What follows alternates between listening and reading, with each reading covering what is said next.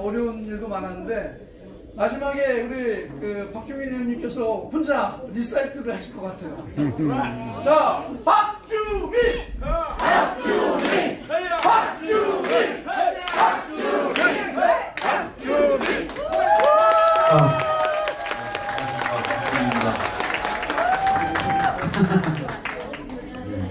죄송한데 좀 강의를 위해서 지금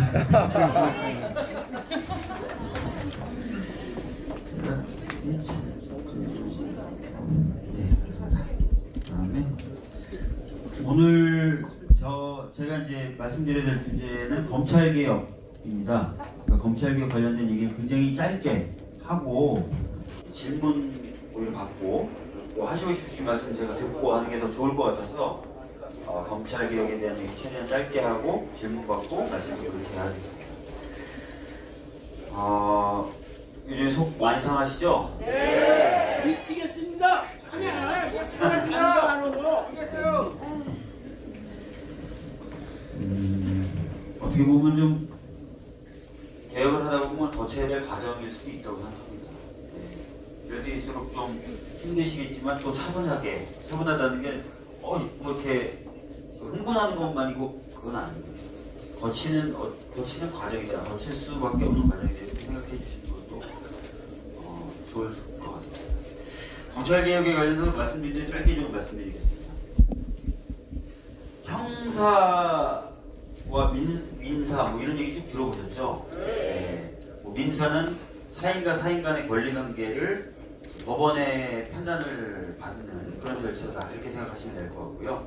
형사는 그럼 뭘까요?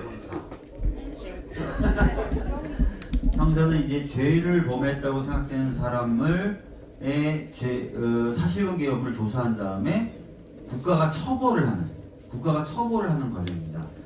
그러니까 민사하고 구별되는 것은 민사는 사인 대 사인이라면 형사는 국가 대 개인이 되는 거예요. 그래서 예를 들어서 개인인 제가 어떤 범죄 행위의 피해자가 돼서 고소고발을 했다. 그럼 제가 당사자일까요? 아닐까요? 형사라는 절차에서. 형사에서 당사자가 아닙니다. 네. 저는 그냥 수사를 개시시킨 촉발자에 불과한 거예요. 수사하고 이런 형사 절차는 아까도 말씀드렸듯이 뭐라고 그랬어요? 국가가 죄를 졌다고 생각되는 사람의 사실관계를 조사해서 처벌하는 절차다. 민사는 사인 대 사인의 권리관계를 확정하는 절차이기 때문에 당연히 사인하고 사인이 다 당사자가 되는데 원고 피고 이래서 형사는 국가의 작용이기 때문에 피해를 입은 피해자가 당사자가 아니에요. 일단 그거를 말씀 좀 드리겠습니다. 그래서 이제 보면은 크게 형사 절차는 이렇게 이루어져요. 수사 때부터 처음에 내사라는 단계를 거치게 됩니다. 일반적인 절차를 말씀드리는 거예요. 뒤에 계신 분 잘 안 보실 수도 있겠네. 그 다음에 크게 쓸까요? 수사. 이렇게 됩니다. 내사라는 건 뭐냐면 뭔가 좀 이상한 거예요. 그런데 이게 범죄인지 아닌지 아리까리한 겁니다. 그럴 때는 먼저 정식으로 수사를 시작하기 전에 검토를 해보겠죠. 이게 수사를 할 만한 건인가 아닌가. 그 단계를 보통 내사 이렇게 부릅니다. 그러니까 내사 단계에 있을 때는 뭐 누가 범죄 혐의자다, 어떤 범죄 혐의가 있다 이렇게 전혀 특정이 안 돼 있는 거예요. 그냥 소문으로 들어보니까 뭐가 좀 이상하네, 뭐 좀 알아볼까 이런 정도의 상황이다 이렇게 생각하시면 됩니다. 근데 내사를 좀 해봤어요. 좀 검토를 해봤어요. 그랬더니 이거 진짜 범죄로 진짜 제대로 한번 수사로 한번 다뤄봐야 되겠는데 라고 판단을 하게 되는 거예요. 그러면 수사를 하게 되는데 이 수사를 개시하는 그거를 뭐라고 부를까요? 자, 우리 많이 들었던 단어가 있습니다. 신문 보면 입건됐다 안 됐다, 입건됐다 안 됐다. 예를 들어서 뭐 연예인 누구가 뭐로 입건됐다, 뭐로 입건될 예정이다, 뭐 이런 기사 많이 읽어보셨어요? 입건이 바로 수사 개시입니다. 입건. 앞으로도 이제 검찰발 기사를 굉장히 많이 보셔야 되기 때문에 이런 단어를 좀 익숙해지시면 이게 무슨 단계구나, 이게 뭐 했다는 얘기구나 이렇게 아실 수 있습니다. 그러니까 입건 일본식 표현이에요. 설립자 사건 건자입니다. 사건으로 섰다 이런 뜻이에요. 그러니까 좀 약간 우리나라 일반적 한자 표현하고 좀 다르죠. 그래서 약간 낯설으신데 입건됐으면 어떻게 되느냐? 수사가 시작되는 거고 입건되면 형식적으로 사건 번호가 부여됩니다. 입건이 되면 입건이 딱 되는 순간 올해가 2019년이잖아요. 그럼 2019 형제 몇몇몇호라는 사건 번호가 정식으로 부여가 돼요. 그 다음부터는 기록이 체계적으로 관리가 됩니다. 네. 4단계는 그냥 그런 게 없어요. 사건 번호 같은 게 없어요. 그냥 알아보는 거예요. 네. 그 다음에 입건되면 사건 번호가 부여되면서 공식적으로 수사가 되고 그러면 범죄 혐의가 있다고 생각되는 사람은 2단계부터 뭐라고 불릴까요? 피의자로 불립니다. 그러니까 의심을 피동사, 즉 받는, 의심을 받는, 범죄 혐의가 있다고 의심을 받는 피의자가 되는 겁니다. 죄송해요. 좀 빨리 진행할게요. 수사가 되고 수사가 된 다음에 수사를 막 해봤어요. 그랬더니 수사기관이 야, 이 사람은 처벌을 해야 되겠어. 확실히 범죄를 범한 것 같아. 처벌을 해야 되겠어. 그러면 수사기관이 바로 처벌합니까? 수사기관이 바로 처벌할 수 있었어요? 없죠. 예전에는 할 수 있었죠. 옛날에는 사또가 조사하다가 사또가 바로 벌을 줘요. 매우 쳐라. 내가 기분하다 보니 이 자식 매우 바로 처벌을 해요. 수사한 사람이. 근데 지금은 그렇지 않고 처벌을 하려면 반드시 어떤 과정을 거쳐야 됩니까? 이제 법원의 재판이라는 절차를 거쳐야 돼요. 법원의 재판이라는 과정을 거쳐야 돼요. 자, 그러면 수사를 했는데 확실히 범죄를 저질렀네 하고 재판에 붙이는 걸 뭐라 그래요? 기소라 그럽니다. 그걸 기소라 그럽니다. 요거를 입건, 요거를 기소. 기소라고 합니다. 그 다음에 재판을 막 거치잖아요. 자, 재판을 거칠 때 재판을 받는 사람을 뭐라 그러죠? 피고인이라고 부릅니다. 피고인. 원고 피고는 민사에서 쓸 때 그러고 형사는 피고를 피고라고 부르지 않고 피고인이라고 불러요. 네. 자, 재밌는 저희한테 재밌는데 재미없으실 수도 있는데 5분만 견뎌주세요. 자, 민사에서는 원고나 피고가 바쁘고 힘에 부쳐서 변호사를 섭외해요. 변호사를 사요. 그럼 그 변호사를 뭐라고 부를까요? 민사소송에서는 대리인이라고 불러요. 대리인. 자, 형사에서는 변호사를 피고인이 형사에서 변호사를 사요. 그 변호사를 뭐라고 부를까요? 네? 그러니까 샀어. 사는 행위가 선임이고 사임을 당한 변호사를 법정에서 뭐라고 불러요? 그렇죠. 변호인. 우리 송강호가 노무현 대통령님 젊었을 때 역할을 한 영화 제목이 변호사예요. 변호인이죠. 네, 대리인 아니죠. 네, 그래서 변호인인 거예요. 영화 제목이. 자, 그 다음에 이제 형사, 나 재판 받아봤다. 손 한번 들어보실래요?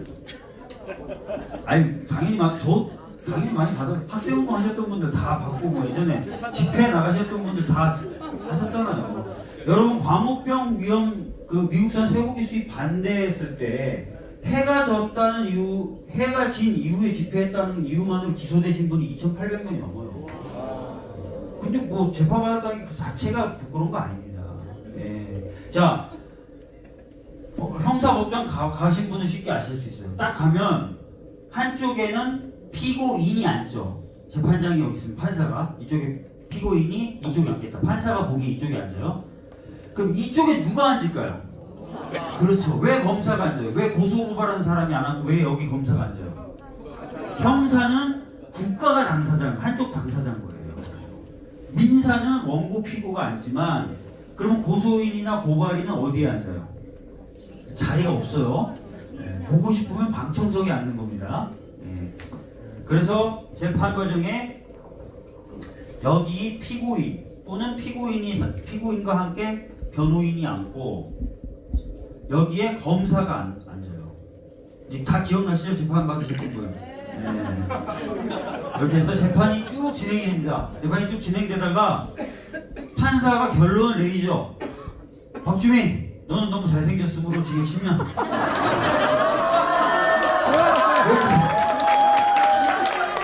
너무 약한 거 아니야, 지금 미국에 비하면? 사형. 그래서 형이 그거를 이제 확정이 됩니다. 확정이 되면 형을 집행이 되겠죠. 형 집행이 되겠죠, 그죠? 형이 확정이 되면 판사에 의해서 형이 선고되고 1심, 2심, 3심까지 다 다퉈서 최종적으로 확정되면 확정된 형을 집행하는 단계가 있습니다. 자, 이게 형사의 모든 절차예요. 자, 내사, 수사, 재판, 형 집행. 좀 더 구체적으로 보면 내사하다가 입건한 후에 수사하고 기소해서 재판을 받게 하고 형이 확정되면 형을 집행한다. 그죠? 자, 앞으로 이제 이런 그 흐름에 대한 기사가 계속 나올 겁니다. 계속 나올 거예요. 그러니까 예를 들어서 조국 장관의 배우자인 정경심 교수는 뭐가 됐다? 입건됐다? 기소를 바로 한 거예요. 그러니까 사실은 이제 소환이나 이런 수사 절차가 당사자에 대한 수사 절차 없이 바로 이제 기소를 한 거니까 무리하다고 얘기하는 겁니다. 그죠? 자, 이렇게 된 겁니다. 자, 그럼 이제부터 이제 약간 더 본론에 가까운 얘기를 하도록 하겠습니다. 자, 수사를 할 수 있는 우리나라 기관들은 어떤 게 있을까요? 검찰, 또 경찰, 또 예? 감사원은 수사권이 없습니다. 국세청, 예. 국정원, 예. 굉장히 많습니다. 예. 경찰 수사할 수 있고요. 대표적인 수사기관이 경찰과 검찰이 있고, 국가보안법 관련된 수사를 할 수 있는 데가 국정원 할 수 있고, 그 다음에 뭐 국세청이나 이런 데 말씀하셨는데 그걸 특별사법검찰관이라고 해서 특사경. 예, 특사경이라고 불러서 서울시에 경찰이 있을 거예요. 서울시에 소속된 경찰이 있어요, 없어요? 있어요. 그러니까 그 특별한 어떤 행정 영역에서 그 행정 관련된 법을 위반했는지를 수사할 수 있는 인력들을 조금씩 갖고 있는 기관들이 굉장히 많습니다. 예를 들어 산림청, 무단 벌목 수사할 수 있습니다. 예. 그 다음에 뭐 방금 말씀드린 국세청 같은 경우도 그런 것들, 관세청이다, 관세청. 그런 것들 있어요. 특사경, 여기 특사경이라고 할게요. 수사를 할 수 있는 기관들이 이렇게 많아요. 굉장히 많습니다. 특사경만 해도 숫자가 제가 정확한 지금 숫자 기억이 안 나는데 10,000명이 넘습니다. 특별사법경찰관 곳곳에 흩어져 있는 수사할 수 있는 사람이. 그런데 경찰, 국정원, 특사경이 자기 마음대로 수사할 수 있나요? 응? 자기 마음대로 수사할 수 있어요? 없습니다. 왜? 검찰의 지휘를 받아야 돼요. 그러면 다른 사람들은 다 검찰의 지휘를 받으면서 수사를 해요. 국정원조차도. 그러면 수사 단계에서의 수사를 할 수 있는 여러 기관이 있지만 수사 단계에 있어서 왕은 누구예요? 검찰. 검찰이에요. 자기가 직접 수사할 수 있고 동시에 다른 수사 인력들을 다 지휘할 수 있어요. 그리고 영장, 강제 수사를 하려면 압수수색 영장, 체포영장, 구속영장 법원에 청구해서 법원이 잠깐 허락해줘야 발부되죠? 청구할 수 있는 사람 누구밖에 없습니까? 검찰밖에 없습니다. 그러니까 수사도 지휘할 수 있고 강제 수사를 할 때 다 검찰이 징검다리 역할로 청구라는 걸 해줘야 강제 수사를 할 수 있어요. 경찰이 이 사람 진짜 체포하고 싶어. 그러면 경찰이 검찰한테 영장 좀 청구해주세요. 법원에다가 하라고 신청을 합니다. 신청. 그러면 검찰이 받아보고 뭐 해줄 거면 해주지 하고 법원에 청구를 해줍니다. 검찰의 청구란 이 중간 단계가 빠지면은 영장이 나오질 않아요. 그래서 수사 단계 왕이 누구냐?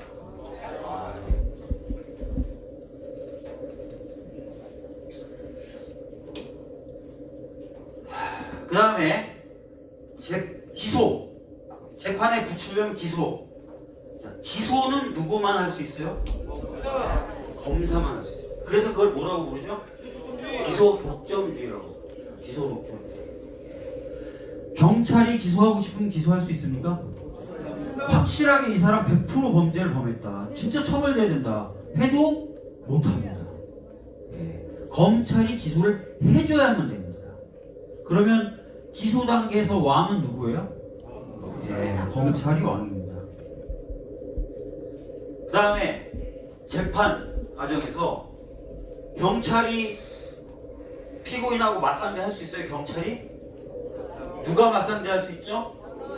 검찰이.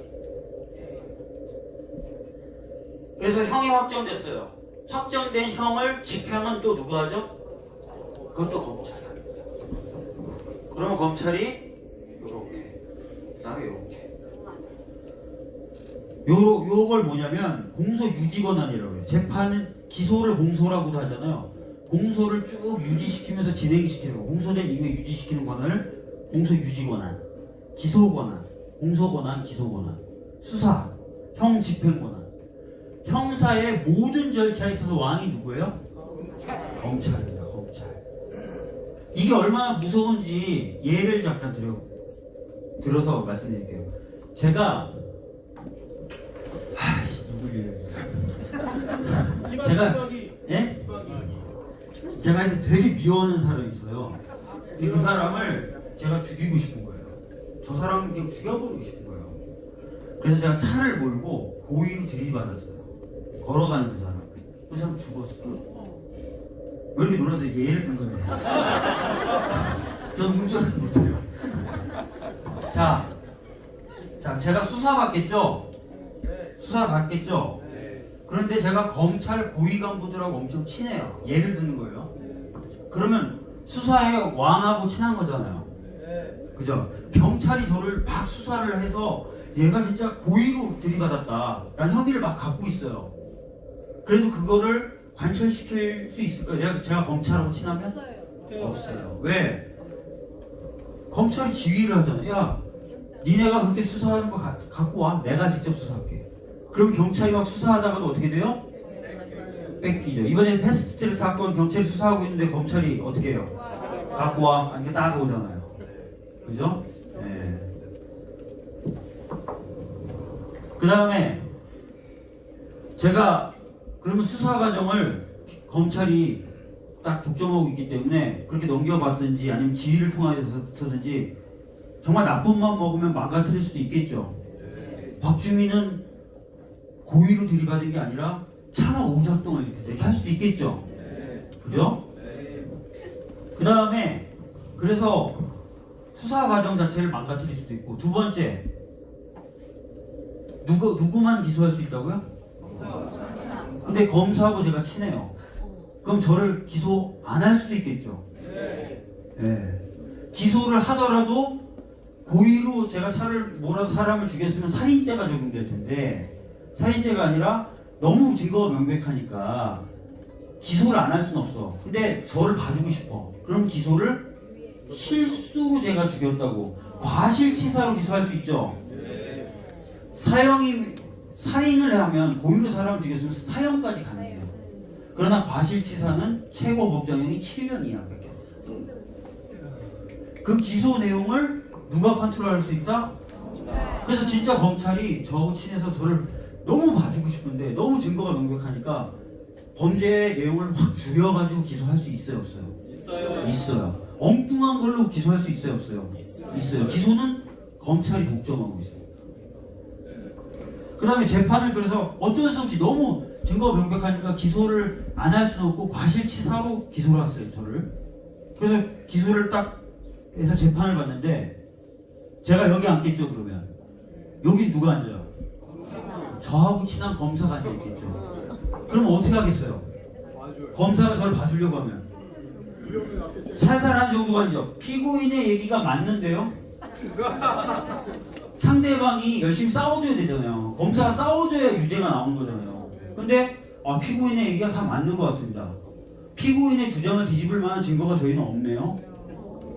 증인 신청, 피고인이 유리한 증인 신청했어요. 그래서 증인이 막 거짓말을 하는데도 검사가 가만히 듣고 있어요.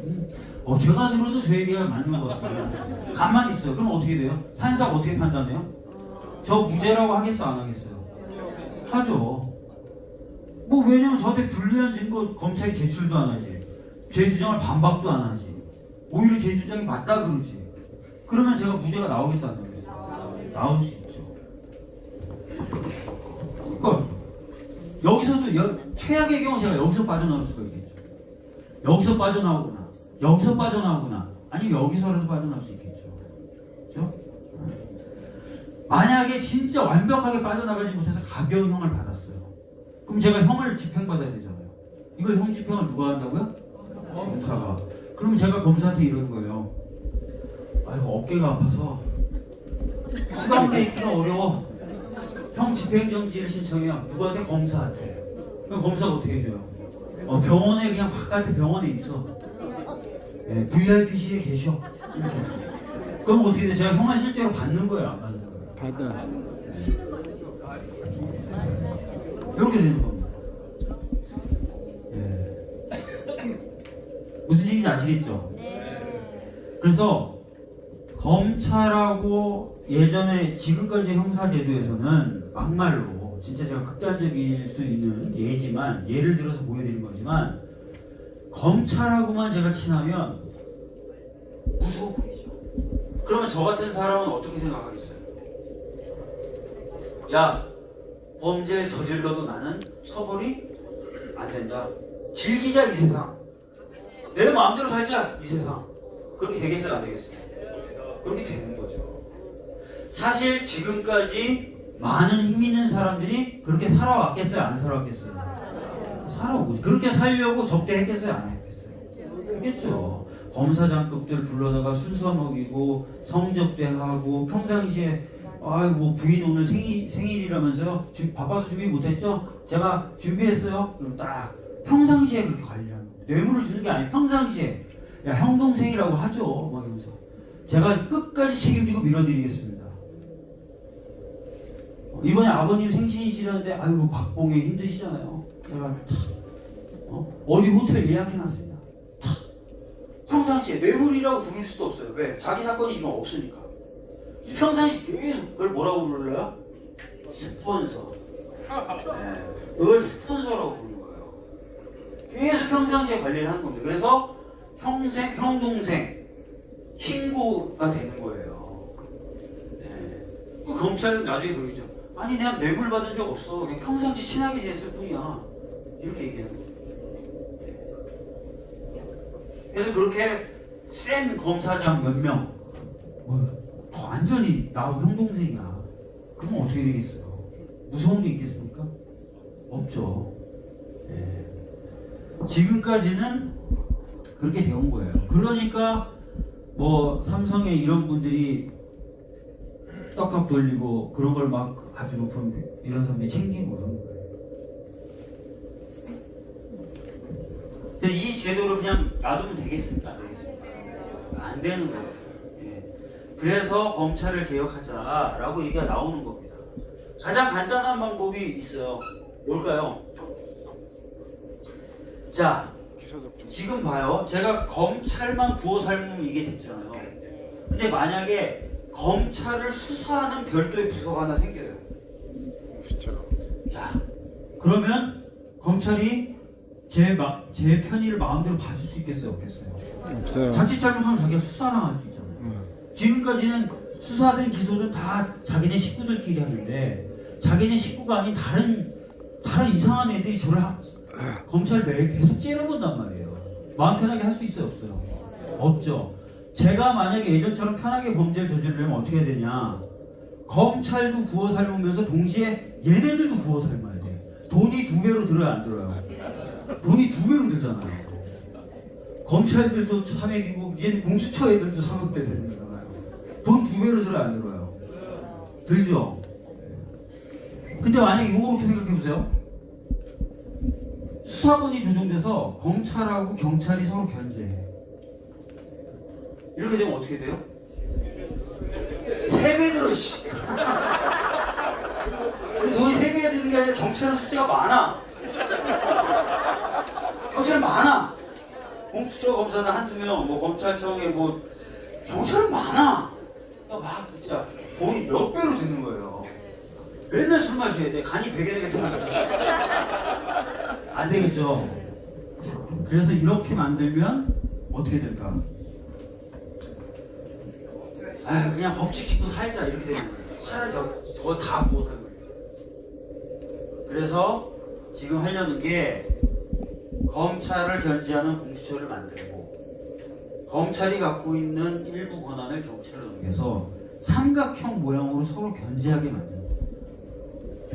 그러면 경찰도 마음대로 못하고 검찰도 마음대로 못하고 공수처도 마음대로 못하면서 국민들이 공정한 법 집행을 기대할 수 있게 되는 거예요. 어떻게 보면 굉장히 편한 방법이죠.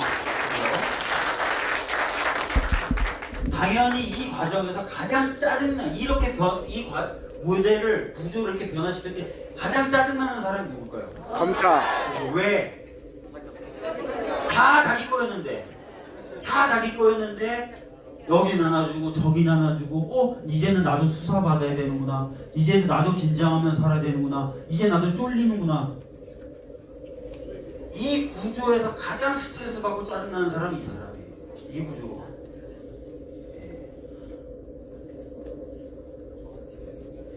그래서 불만이 있을 수 있겠죠. 이런 부분을 저희들이 잘 누를 땐 눌러가면서 다독일 땐 다독여가면서 이 구조를 완성을 해야 됩니다. 그래야